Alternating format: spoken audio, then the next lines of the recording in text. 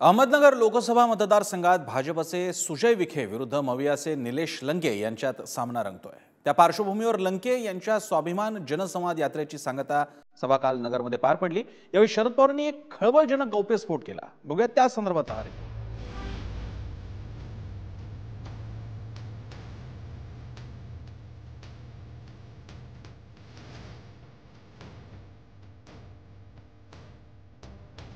अहमदनगरमध्ये विखे पाटील विरुद्ध सर्व असा सामना रंगतोय हे सांगण्यासाठी ही दृश्य पुरेशी आहे।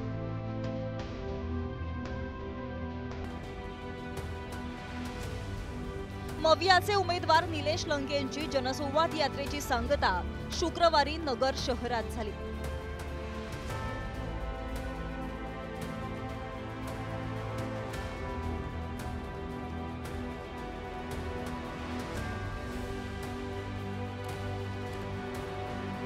या जनसंवाद यात्रेच्या सांगतेवेळी भव्य रॅली काढत निलेश लंकेंनी जोरदार शक्ती प्रदर्शन केला।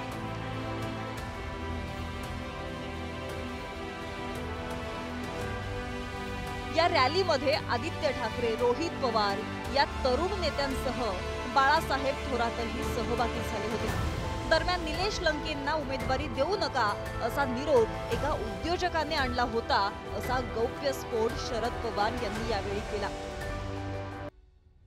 मुंबईच्या एका उद्योगपतीला माझ्याकडे पाठवलं, 3 आठवड्यापूर्वी ते उद्योगपती माझ्याकडे आले। म्हणजे काय काढलं नाही, म्हणजे महसूल मंत्र्यांची विनंती, महसूल मंत्र्यांची विनंती तुमचं काय ठरवलं नाही, थोडे आमचे सभामंत्र्यांचे असतात, त्यांनी एक मला विनंती केली की काही करून पवारसाहेबांच्याकडे जा आणि पवारसाहेबांना सांगा की निलेश लंके सोडून दुसरा कुणी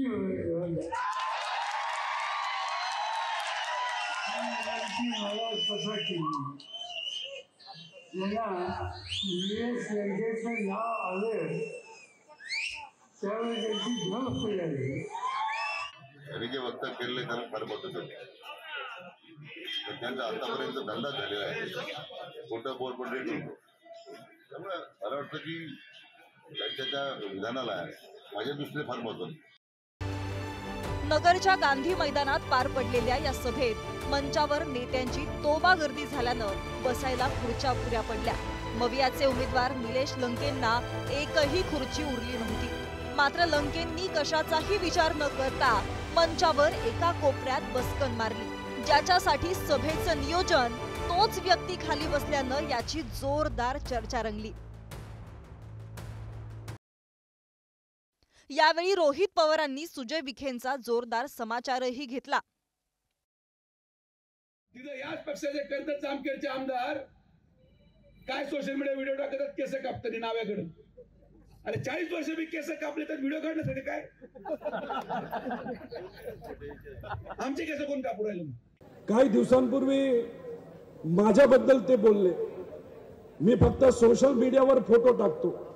त्यांना एवढंच सांगायचंय मला, मी काहीतरी करतो म्हणून मला सोशल मीडियावर फोटो टाकता येतात, तुम्ही काहीच करत नाही, त्यामुळे फोटो कसे टाकणार? यांच्या फोटोमध्ये का दुखते मला माहित नाही। कदाचित त्यांना इंग्लिश जमतं, हे भारतामध्ये केस कापत नसावेत।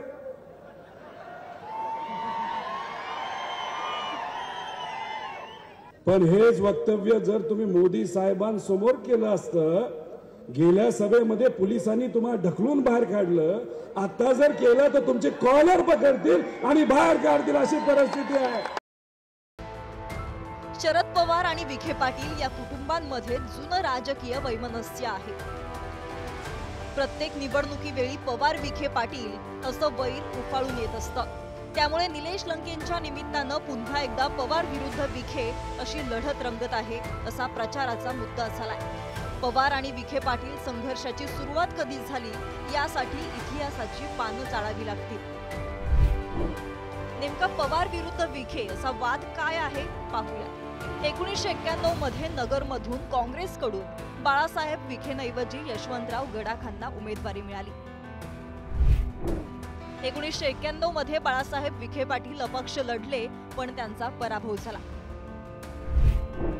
2009च्या लोकसभा निवडणुकीत शिर्डी मतदारसंघ राखीव ठेवण्यात आला। शरद पवारांच्या आग्रहाने रामदास आठवलेंना शिर्डी मतदारसंघातून उमेदवारी मिळाली। 2009 मध्ये राष्ट्रवादीकडून नगरची जागा बाळासाहेब विखे पाटलांसाठी सोडण्याचा निर्णय।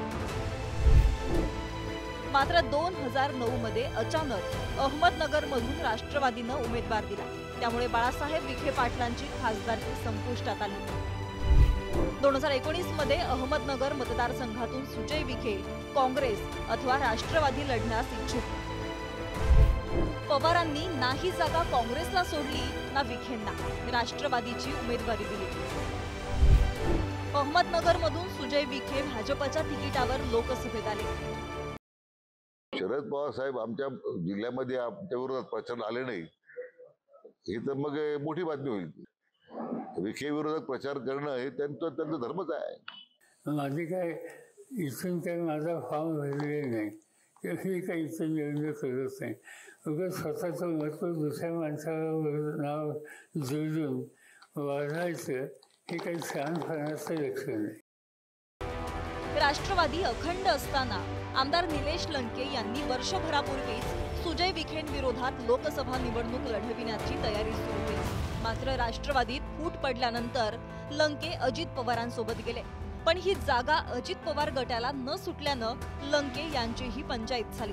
परिणामी लंकेंनी शरद पवारांकडे जात नगरची उमेदवारी मिळवली। त्यामुळे विखे पाटील विरुद्ध लंके अर्थात पवार विरुद्ध विखे पाटील या पारंपरिक विरोधकात कोण बाजी मारणार याकडे नगरकरांचं लक्ष लागलंय। अहमदनगरहून उमर सय्यदसह सूरज बोरावके, पुढारी न्यूज।